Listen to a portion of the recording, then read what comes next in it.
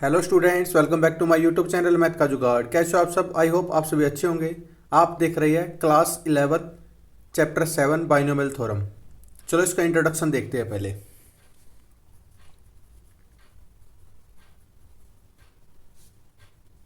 Introduction सबसे पहले है बाइनोमियल थ्योरम। बाइनोमियल थ्योरम होती क्या है? जैसे ये हमारे पास कोई नंबर है 99, इसका स्क्वायर करना है। तो ये अगर इसका डायरेक्ट स्क्वायर करेंगे तो हमारी कैलकुलेशन बड़ी हो जाएगी। तो इसको सोल्व करने के लिए क्या होता है, इसको ब्रेक कर लेते हैं। 100 - 1 का स्क्वायर कर लेते हैं। ये क्या है? A square a minus b का होल स्क्वायर बन गया। इसको ओपन कर लेते हैं। A square plus b square minus 2ab। इसको इस फॉर्मूले में वैल्यू पुट कर देंगे तो हमारा ये सिंपली सोल्व हो जाएगा। यानी बिग कैलकुलेशन को शॉर्ट मेथड से सोल्व करने के लिए बाइनोमियल थ्योरम का यूज किया जाता है। जैसे 98 है, 98 की क्यूब है, तो इसको किस चीज़ में ब्रेक कर सकते हैं? 100 - 2 का क्यूब। ये क्या होगा? a माइनस बी का क्यूब। इसका फॉर्मूला क्या होता है? a minus b a square plus b square plus a b. ये होता है। इस वैल्यू फॉर्मूले में वैल्यू पुट कर देंगे तो हमारा डायरेक्ट ये सिंप्लीफाई हो जाएगा। जैसे 98 की 4 आ जाएगी, तो इसको क्या करेंगे? 100 - 2 की पावर 4। अब ये तो फॉर्मूले में नहीं है। अगर देखो ये 2 का 3 का ये तो फॉर्मूले में, लेकिन 4 आ गई, फिर 5 आ गई, 6 आ गई, 7 आ गई, आज ये नंबर बढ़ता जाएगा। तो इसको सोल्व करने के लिए हम बाइनोमियल थ्योरम का यूज करते हैं। जैसे अप टू ये बढ़ता जाएगा। इसका बाइनोमियल थ्योरम का कैसे यूज करते हैं? a प्लस बी की power n equal to n c0 a की power n plus n c1 a की पावर n माइनस 1 b की power 1 plus n c2 a की पावर n माइनस 2 b की power 2 plus n c3 a की power n minus 3 b की power 3। Up to ये चलता जाएगा। Up to कहाँ तक जाएगा? ये n c n b की पावर n तक। देखो स्टार्टिंग में क्या थी? a की पावर n थी, यहाँ पे b की पावर 0 थी। जी b की पावर 0 क्या होता है? 1 होता है। इसमें राइट डाउन कर लो या इसको रहने दो। फिर क्या है? एक पावर a की पावर कम हुई, b की पावर बढ़ गई। n की पावर a की पावर कम हो गई, b की पावर बढ़ गई। यानी a की पावर तो डिक्रीज हो रही है और b की पावर इंक्रीज हो रही है। ये होती है हमारी बाइनोमियल थ्योरम। क्लियर? इसकी शॉर्ट फॉर्म क्या होती है?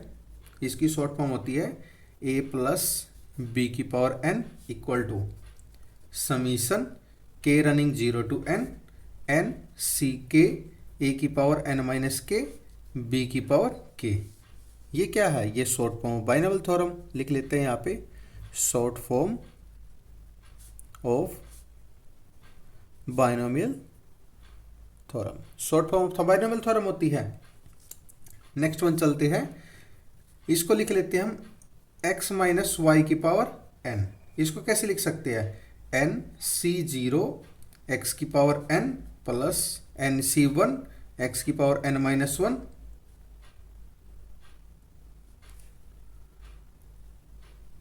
y की power 2 1 plus n c2 x की पावर n माइनस 2 b की power 2 plus n c3 up to n minus या x माइनस 1 और y की पावर 3 अप टू ये बढ़ता जाएगा। क्लियर?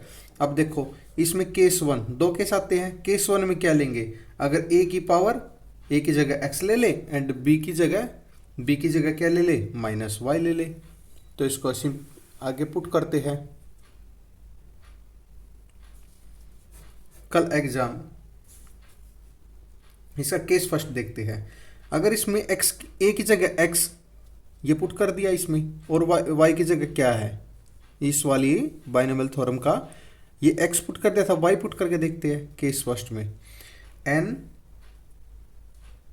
c0 x की पावर n, देखो ये माइनस y करेंगे तो क्या माइनस आगे आ जाएगा, माइनस n c1 x की power n minus 1 y plus n c2 x की पावर n माइनस 2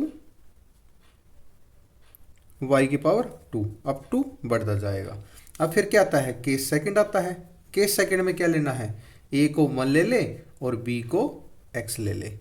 ये वैल्यू पुट कर देंगे, इसमें वैल्यू पुट करेंगे तो क्या आ जाएगा, a की जगह 1, यह हो जाएगा 1 प्लस x की पावर n इक्वल है nc0 plus nc1 x plus nc2 x की 2 प्लस अप टू ये चलता जाएगा।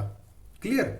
फिर नेक्स्ट पॉइंट आता है हमारा middle term and general term क्या होती है, लिख लेते हैं यहाँ पे middle term and general term.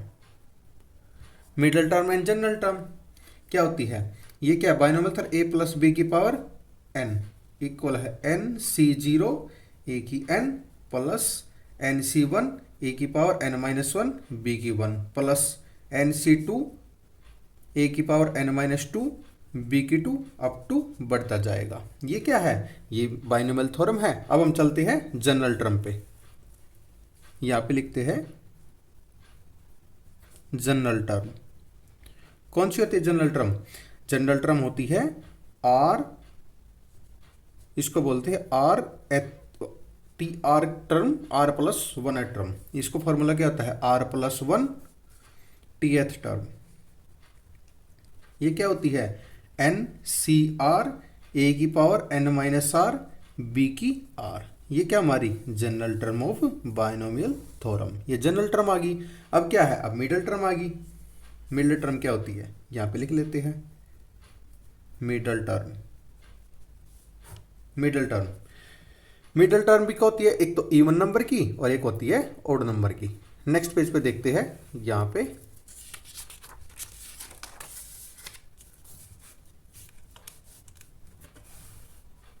Middle term.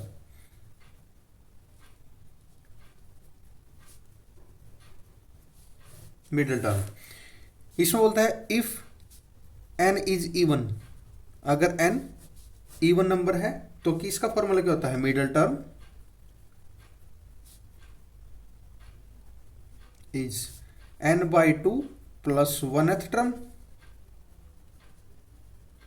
n by 2 plus 1th term. और फॉर एग्जाम्पल क्या होगा, यानी x प्लस 2y की पावर 8 है तो क्या लिख सकते हैं, x प्लस 2y की पावर n की वैल्यू क्या होगी, इसमें कंपेयर कर लो, n की वैल्यू क्या है 8 आ गई। और मिडल टर्म क्या होगी, मिडल टर्म होगी,